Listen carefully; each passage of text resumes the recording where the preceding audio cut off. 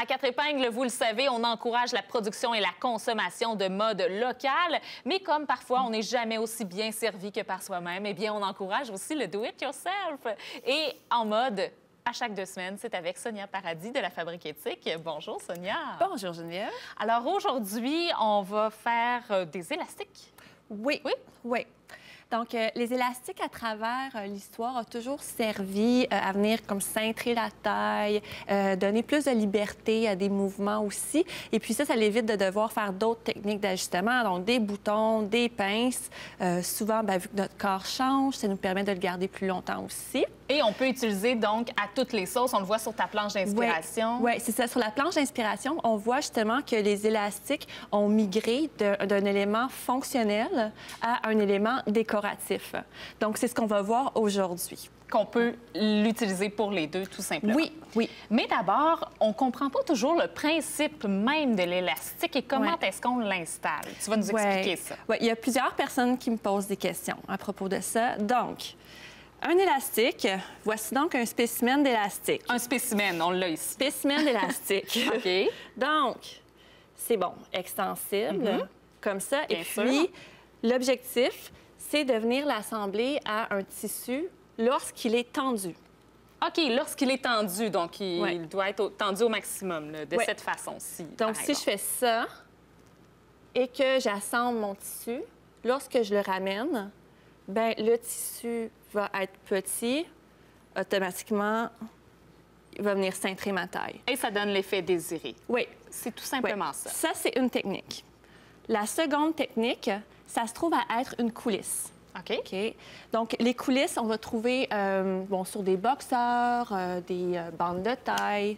Les vêtements pour enfants, beaucoup aussi. Oui. Puis ici, je vous donne un petit truc. Si jamais vous avez comme un vêtement qui est rendu trop grand, on peut juste faire une petite incision, passer l'élastique à l'intérieur. OK, une incision tout le tour là, du jean. Juste ici. OK. Ici. OK.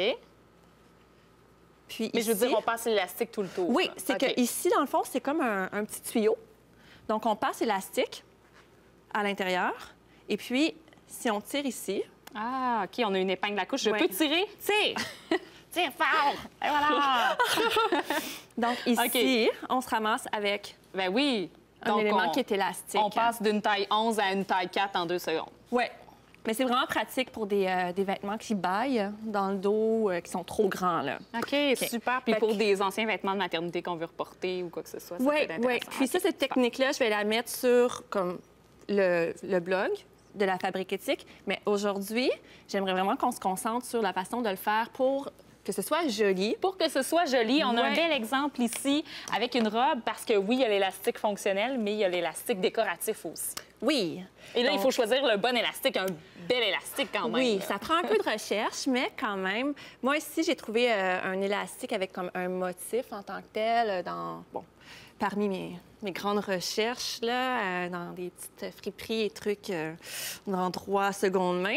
Et puis ici, ce que je veux faire, c'est venir placer l'élastique comme d'un côté à l'autre. Au niveau de la taille. Au niveau de la taille. Parce que automatiquement, l'élastique va aller se positionner en l'endroit le plus petit du corps. C'est ce qu'il veut faire dans la vie. Oui, c'est ça. Donc ici, j'ai mesuré sur moi le vêtement. Puis j'ai tracé ma ligne de taille ici avec ma craie puis ma règle.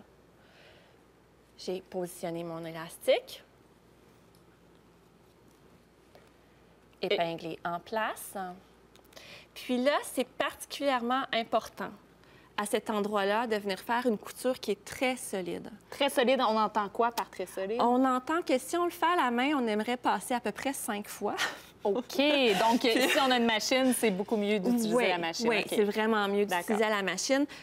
Ici, la meilleure technique pour que ce soit comme vraiment beau, que ça fasse une belle finition, c'est de venir prépositionner l'élastique ici, de faire une couture ici, joing, jusqu'ici, avec faisant un point d'arrêt. Par la suite, une fois que ça, c'est fixé, je peux venir... OK, on replie le tissu par-dessus parce que c'est beaucoup plus joli. Oui, puis à ce moment-là, je le prends de l'intérieur, puis je viens faire ma couture à l'intérieur. Ah, wow! Je passe 2 fois, ici, joing, comme je tourne mon tissu, joigne, point d'arrêt.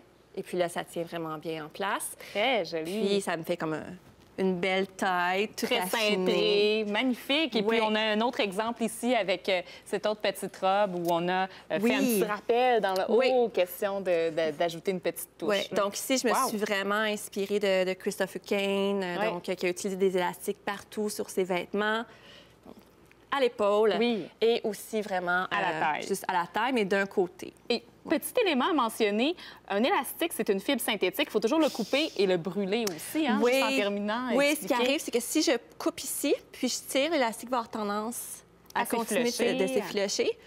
Donc, briquet, puis on passe comme ça, fouc, fouc. Voilà, les fibres synthétiques, c'est du plastique, donc ça fond.